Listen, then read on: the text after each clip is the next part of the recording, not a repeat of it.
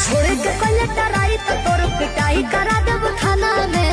ओहू से नहीं संभाले ले अइबे तो जहर मिला देब खाना में। भेजी पटन लोरे से बहुत रानी जोरे जोरे से आवे परी तोरा घोड़े से। बर्बादी होई बाकी शादी होई मोर तोरे से। बर्बादी होई बाकी शादी होई मोर तोरे से।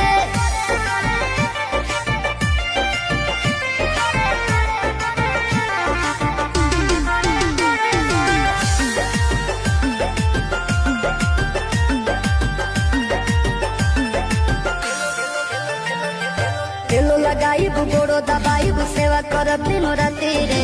एने ओने मुंह मरब जदी तो कूद के तुरब छाती रे। तेलो लगाइब गोड़ो दबाइब सेवा करब दिनो राती रे। एने ओने मुंह मरब जदी